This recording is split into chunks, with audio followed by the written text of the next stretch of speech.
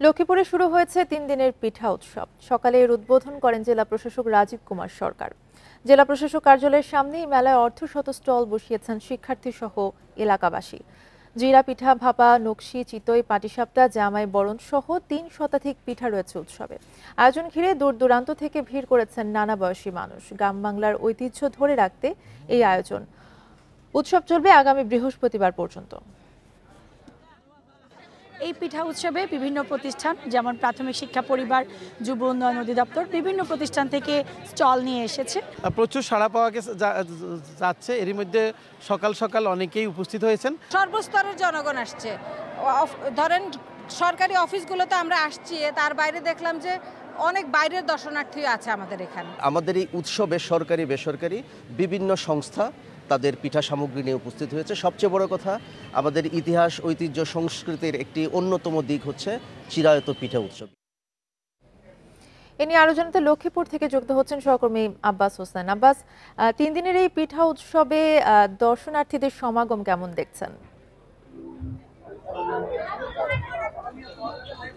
আসলে আজকে সকাল 10টায় কিন্তু জেলা প্রশাসক কার্যালয়ের সামনে এই 3 দিন ব্যাপী যে পিঠা মেলা, এই মেলার কিন্তু উদ্বোধন করেন জেলা প্রশাসক রাজীব কুমার সরকার।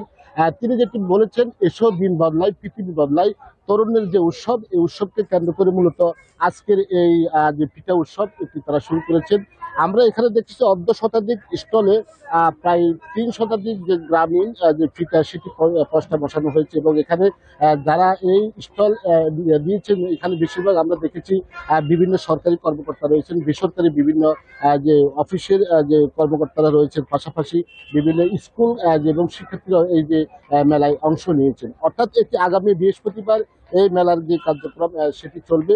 তবে এখানকার জেলা প্রশাসক যেটি জানিয়েছেন যে এবারের এই তারুণ্যের যে উৎসব, এই উৎসবটা যেন সবাই সারা বছর যেন সবার মাঝে উৎসব জুড়ে থাকে সেই ধরনের ব্যবস্থা নেওয়া হয়েছে এমনটি বলেছে। তবে আমরা সকাল থেকে দেখেছি যে উৎসব মুখর পরিবেশে এখানে যে পিঠা মেলা সেটি কিন্তু চলছে এবং এটি এখন যে সাংস্কৃতিক যে অনুষ্ঠান এটি চলবে, এটি রাত 10টা পর্যন্ত চলবে। অর্থাৎ প্রত্যেক দিন সকাল থেকে 5টা পর্যন্ত যে পিঠা যে মেলা সেটি চলবে। এরপরে কিন্তু সাংস্কৃতিক অনুষ্ঠান সেটা কিন্তু করবে এমনটি এখানকার যে আয়োজক কমিটি রয়েছেন জেলা প্রশাসক তারা আমাদেরকে জানিয়েছেন। এর বাইরেও কিন্তু আমরা এখানে অনেক যারা দর্শনার্থী আসছেন তাদের সাথে আমরা কথা বলেছি, তারা যেটি জানিয়েছেন যে আজকের যে উৎসব, এই উৎসবে কিন্তু উৎসব পরিণত হয়েছে যেন এটি সুন্দরভাবে আগামী 16 তারিখ পর্যন্ত যেন সেটি চলে সেই ধরনের আশা করেছেন।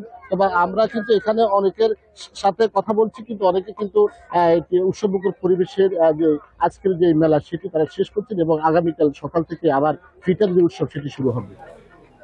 ধন্যবাদ আপনাকে। আব্বাস হোসেন জানাচ্ছিলেন লক্ষ্মীপুর থেকে।